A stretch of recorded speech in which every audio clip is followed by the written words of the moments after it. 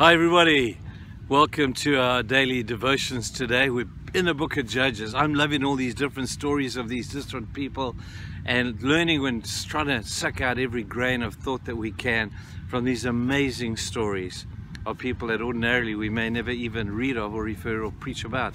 But we're talking about a man called Jephthah. And Jephthah was the one who was a great soldier, but unfortunately came from a bad pedigree. But he chose to be used of God, or God chose to use him to serve his purpose. And we read how Jephthah was requested by the people who had rejected him to come back and to lead the army against the Ammonites. And so he says to them, but all this time you've rejected me, now you want to use me. Isn't that true of life? People will only use you when they need you, and now they needed Jephthah. So they went to Jephthah and said, hey Jephthah, we got our cap in our hands here. We need you to come and lead our army against this great army. You're a great soldier. Don't worry about your pedigree that we worried about before. We want you to lead us. So Jephthah does this, but he does a silly thing, or we would think it a silly thing. He makes a vow to God. He says to God, if you will lead me in victory against the Ammonites, this is what I will do for you. When I get home, the first thing or the first person or the first item that comes through the door of my house, if you will grant us victory here, then I will give that as a burnt offering to you. What a dangerous thing to say. It was a vow to God. I'll offer it as a burnt offering. Well, those of you who know the story are shocked by the fact that his daughter came out the door first. And his daughter ran out and she was dancing. Dad, you won. Dad, you're welcome home. Dad, you're a hero. Dad, you're awesome. And Jephthah took a deep breath and he remembered his vow. He said, God, the first person that comes out the door, I will offer to you as a burnt offering.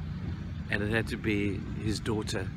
What a, in a sense, tragic thing. And for many of us, we would say, and I would say to you, be careful what you say in an emotional state. I've heard people make the most radical statements at a time of high emotion. The book of Proverbs is full of encouragements to say, be careful what you say. Be careful what vows you make to God, because God is going to hold you accountable for those vows. And so we see here Jephthah making what would appear to be a very silly statement. I still think it is, until I think about God. You know what? God did the same thing.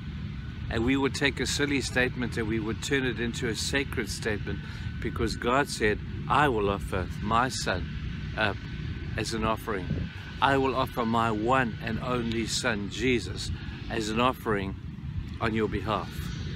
And God fulfilled his vow, as too we read to Jephthah. But when we think, people, that God took his one and only son, the wonder of who he was and the mystery of this thing called the Trinity, God sent Jesus to be the offering for us. No longer was it a silly statement, it was incredibly sacred. Now we're coming up to Christmas. I love Christmas. But if you get the magnitude of what took place at Christmas, where God said, I've made a vow. I've told you through the prophets that one day I will send my son to you. One day there will be the Lamb of God who will come and take away the sins of the world. Here he is. Here is my son. I offer him up as an offering. And God went through with that. Man, at this Christmas time, this weekend will be a great weekend. I'm looking forward to being back with you guys.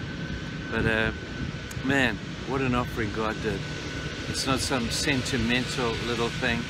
This was a sacred statement that God said, I give you my son. So as we go into this beautiful time of Christmas, never forget what it's all about. And now, before I get drowned out by the noise of this machine coming behind me, I'll say goodbye. Cheers guys, we'll see you soon. Bye.